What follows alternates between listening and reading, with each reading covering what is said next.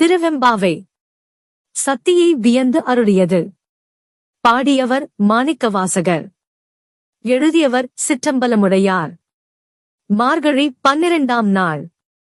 ஆர்த்த பிறவித்துயர்கடனாம் ஆர்த்தோடும் தீர்த்தன்னல் தில்லைச் சிற்றம்பலத்தே தீயாடும் கூத்தன் இவ்வானும் குவலயமும் எல்லோமும் காத்தும் படைத்தும் கரந்தும் விளையாடி வார்த்தையும் பேசி வடை சிலம்ப வார்கலைகள் ஆர்ப்பரவம் செய்ய அணிகுழல் மேல் வண்டார்ப்ப ஊத்திகழும் பொய்கை குடைந்துடையான் கோர்பாதம் ஏத்தி இருஞ்சுனை நீராடேலோர் எம்பாவாய். விளக்கம்.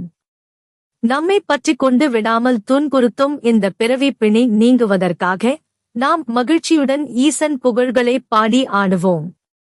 தூய்மையானவன், புனிதமானவன் அந்த இறைவன் தில்லைச் சிற்றம்பலத்தில் கையில் நெருப்பினை ஏந்தி ஆடுகின்ற சிதம்பர நடராஜராவான். அவன் இந்த வானத்தையும் பூமியையும் நம்மையும் படைக்கிறான், காக்கிறான், பின் தன்னுள் ஒடுக்கிக் கொள்கிறான். இவை அனைத்தையும் அவன் ஒரு விளையாட்டாகவே செய்கிறான். தோழிகளே, நாம் இறைவனைப் பற்றி பேசிக்கொண்டே நீரில் குதிப்போம்.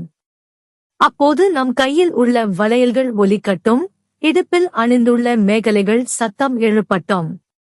நம் கூந்தலில் சூடியுள்ள மலர்களில் வண்டுகள் மொய்த்து ரீங்காரமிட பூக்கள் நிறைந்த இந்த பொய்கையில் மூழ்கி ஆடுவோம். நம்மை ஆட்கொண்ட அந்த இறைவனுடைய பொன்னான திருவடிகளைப் போற்றிப் பாடி இந்த பெரிய சுனையில் நீராடுவோம் என்று தோழியர் ஒருவரை ஒருவர் அழைக்கின்றனர்.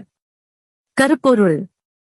உலகை படைப்பது, காப்பது, அழிப்பது, மறைப்பது, அருள்வது என்று ஐந்தோழில் புரிவது ஈசனுக்கு பெரிய காரியம் அல்ல, இறைவனுக்கு அது ஒரு விளையாட்டு.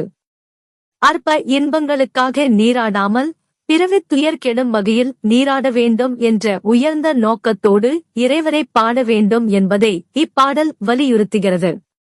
உலகில் உள்ள ஆன்மாக்கள் அனைத்தும் பெண்கள். ஈசன் ஒருவனே ஆண். இந்த ஆன்மாக்கள் அனைத்தும் மிகுந்த அன்போடு ஈசனிடம் காதல் கொள்ள வேண்டும். அப்போது நம்முடைய பாவங்களை கழுவி தூய்மைப்படுத்தும் தீர்த்தன் என்பதை இப்பாடல் சுட்டிக்காட்டுகிறது. வாழ்கின்ற காலத்தில் மகிழ்ச்சியோடு இருக்க வேண்டும் என்றால் ஆணாக இருக்கும் ஆண்டவனே, பெண்ணாக இருக்கும் ஆன்மாக்கள் அன்பு மிகுந்து ஈசனை காதலனாக ஏற்று புகழ்பாட பிறவிப் பிணி நீங்கும் என்பதே இப்பாடலின் கருத்து.